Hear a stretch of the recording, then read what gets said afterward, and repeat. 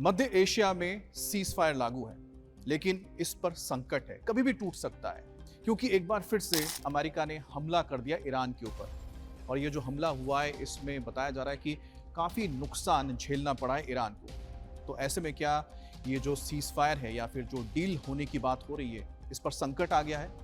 ऐसा हम इसलिए कह रहे हैं क्योंकि पिछले कुछ वक्त से लगातार देखने को मिल रहा है कि हमले हो रहे हैं। जिस तरह से अमेरिका हमले करता है, ईरान भी पलटवार करता है, लेकिन इस बार जो ईरान के ऊपर हमला हुआ है, उसके बाद ईरान क्या करेगा?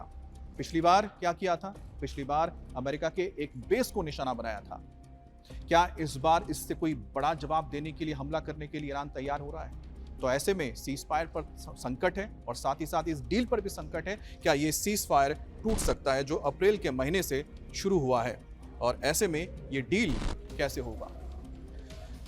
तो ताजा खबर है वो सेंट्रल कमांड की ओर से आई है। सेंट्रल कमांड अमेरिका का वो कमांड है जिसके नेतृत्व में इस वक्त मिडिल ईस्ट में ये जंग चल रही है। इस जंग को अंजाम तक पहुंचाया जा रहा है और सेंट्रल कमांड की ओर से कहा गया है कि शनिवार और रविवार को उनकी ओर से हमला किया ईरान के कुछ उन इलाकों में जहां से अमेरिकी हितों को निशाना बनाया जा रहा था, या फिर कह सकते हैं कि अमेरिका के जो मिलिट्री एसेट्स हैं, चाहे उनके वो जहाज हो, ड्रोन्स हो या फिर बेसिस हो, जहां निशाना बनाया गया।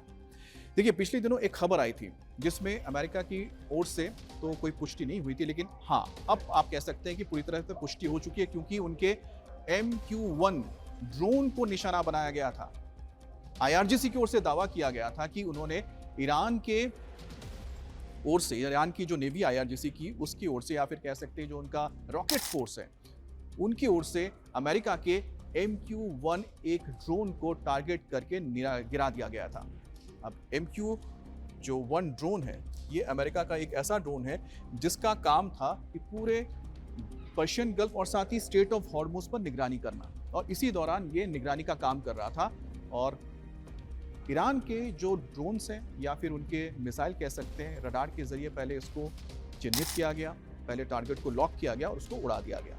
अब इसके बाद एक शांति सी आ गई, उसके बाद अमेरिका ने कोई कदम नहीं उठाया। लेकिन शनिवार और रविवार को एक प्लानिंग के तहत ईरान के आइलैंड्स के ऊपर हमले किए गए, जिन आइलैंड्स के ऊपर रडार्स लगे हुए थे, साथ ही साथ मिसाइल रखी हुई थी, ड्रोन्स रखे गए थे, जिसका इस्तेमाल किया जाता था अमेरिका के जो एसेट्स हैं या फिर अंतर्राष्ट्रीय जो मार्ग है, जल मार्ग है, इसके ऊपर से कोई अगर गुजर रहे हैं, जहाज गुजर रहे हैं या अमेरिका के कोई जहाज गुजर रहे हैं, तो उसके ऊपर हमले किए जाते थे। तो कुल मिलाकर सेंट्रल कमांड लंबे वक्त से इस पर नजर बनाए हुआ था और आखिरकार उसने हमला करके एक बड़ा जवाब दिया है यहाँ पर IRGC को। लेकिन इस बीच जो ये ड्रोन गिराया गया है, सेंट्रल कमांड की ओर से सिर्फ ये नहीं कहा गया है कि उन्होंने जो ड्रोन हमले का बदला लिया, उन्होंने साफ कहा है कि ईरान के रडार और ड्रोन ठिकानों पर हमने हमला किया है। जवाब क्या दिया गया, क्यों हमला किया, ये बताया जा रहा है कि एक तरह से डिफेंसिव अटैक है। डिफेंसिव अटैक कब होता है? डिफेंसिव अटैक तब होता है कि जब आप कोई बड़ा ऑफेंस करने जा रहे हैं या फिर आप अपने आप को कहीं ना कहीं सुरक्षित रखना चाहते हैं। इस वक्त पिछले अप्रैल के महीने से, जब से इस सीज फायर की शुरुआत हुई है, छिटपुट घटनाएं होती रही हैं लगातार। अमेरिका की ओर से हमले किए गए, कुछ इसी तरह से जो रडार्स थे, ड्रोन साइट्स थे, उनको तबाह कर दिया गया। लेकिन जब ये लगातार चलता हुआ आ रहा है, तो ऐसे में सवाल उठता है कि क्या लंबे वक्त तक ये सीज फायर जारी रह सकता है, या फिर इसी तरह के जब हमले होते रहेंगे तो जो सीज फायर है या फिर जो डील है, उस पर संकट आ ही जाएगा। अब हमले कहाँ पर हुए आपको बता देते हैं। गोरुक और केशम द्वीप, ये दो ऐसे द्वीप हैं जो पर्शियन गल्फ और साथ ही स्ट्रेट ऑफ हॉर्मुज के पास मौजूद है, जिसके ऊपर हमला किया गया है। और इन हमलों में बताया जा रहा है कि जो ईरानी एयर डिफेंस सिस्टम है, उसे पूरी तरह से खत्म किया गया है।